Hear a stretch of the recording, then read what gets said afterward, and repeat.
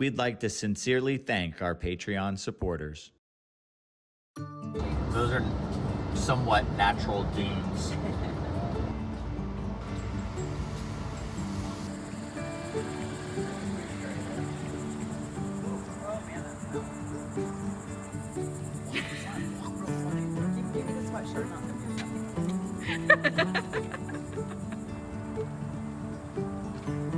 Hey, what's going on, everyone? We are in front of the Loggerhead Marinelife Center, and I am here with my sister Jill, hello, my niece Stella, and my other nieces, my nephew Jude. They're gonna be here in a moment, and we're I'm gonna here go. too. Oh, Kimberly. and here comes Jude and everybody else. Hey. And we're about to go in and see where they rescue sea turtles locally. And I don't know, they've redone the whole place since I was here last. And we have a good friend that's going to give us a private tour. Hopefully, I mean, we came Hopefully. a bit late, yeah, so. So we'll see what happens.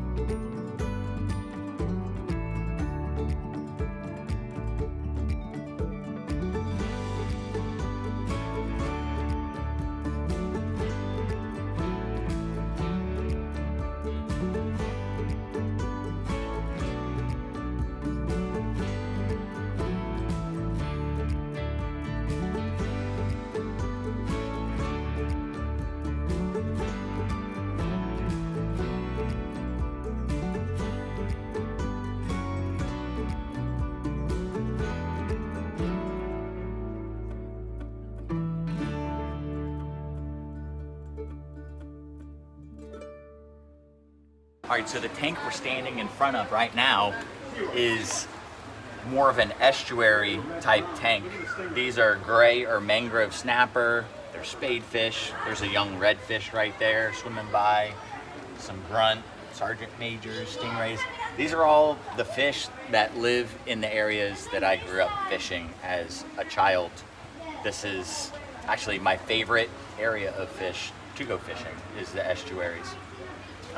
There's a big sheep's head right there with the black and white stripes. He strictly eats crustaceans. But I don't know why I'm drawn to this tank more than the ocean tanks. I just love these type of fish. All right, so the area all the way around us is where they rehabilitate the rescued turtles. I don't know if they do leatherbacks, but mostly I'm sure the loggerheads, obviously. And we have hawksbills. I mean, we have a whole bunch of, we have green sea turtles. We have a bunch of different sea turtles in this area. They're not all full. I don't think there's maybe 6 turtles right now, rescued turtles here. And maybe there's more that aren't in the areas where we can actually go in and see. But it's really cool. They have cinder blocks and boards with cinder blocks on top of them where the turtles can go in, one, and get shade, but actually sleep on the bottom and not be affected with the current, because that's what they would naturally do on the reef. They would actually wedge themselves underneath a ledge, and that's where they sleep. When you're scuba diving, that's where you find them actually resting in areas like that. It's really cool. Beautiful place. So we just learned that in most of these tanks here are green sea turtles, and the green sea turtles are the ones that eat grass, and they have a virus that is going around in their population, and it creates like a cyst or a bubble that has to be lasered off of them, and they keep the individuals separate in their own enclosure until they can get it cleaned up and then release them back into the wild. But it seems to be an ongoing problem, and they're still trying to figure out what causes it. But very sad. I can imagine picking up a sea turtle out of the water and seeing all sorts of gross and cysts and stuff on it. It's disgusting. I've seen it on TV before, and it's horrible. And these guys are the ones that we will see when we're fishing in the estuaries and grass flats. These are the turtles that we see all the time. Leatherbacks here because we don't know too much about them. Like I mentioned earlier, they're very uncommon sea turtles. So we just do that to try down on my airplane. So you get a free ride down to Florida. And we care for hurricanes and storms at our center. Like around Right. So this is my niece Jovi. You guys have met Jovi before, and we are standing in front of this large board that shows the size of the different sea turtles. You're bigger than a loggerhead, but nowhere near as large as a leatherback. Not even close. Well, you're bigger, but you're not as heavy as a loggerhead. What about you? I'm not as big as a loggerhead. One day we're offshore fishing, we'll jump in the water and get some good shots of a leatherback. We'll ride on its back. No, absolutely not. That would be harassing. Saddle it up and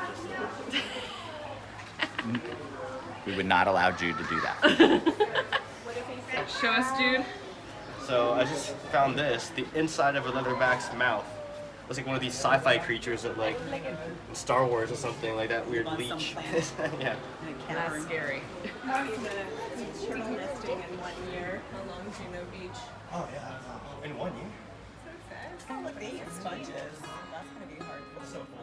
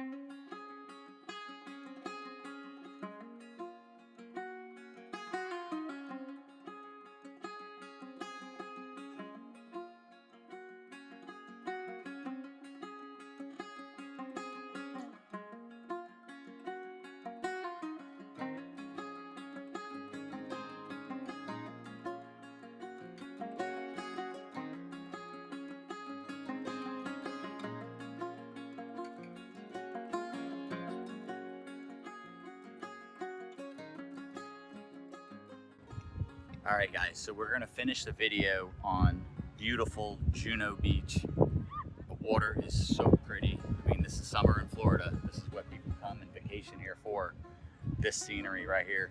But this right here is a marked turtle nest. And if you look down the beach, you'll see more and more of them. There's one over there. That's how far that turtle made it, all the way up in there. And Jude's good friend Merrick, who was supposed to give us a personal tour, but we ran out of time. We got a 2-minute tour. Yeah, we Merrick, got late. Yeah, we arrived a bit late at the center, so he didn't have time to give us a full tour, but he did teach Jude this. This beach years ago would have had so many marked nests that it almost felt weird walking on the beach, because the nests are everywhere. So there's thousands upon thousands of nests here on this beach. But by marking the nests, they show poachers. And I wouldn't have thought that in Palm Beach County there would still be poachers for turtle eggs, but it actually shows them where the nests are, and they're able to poach the nests.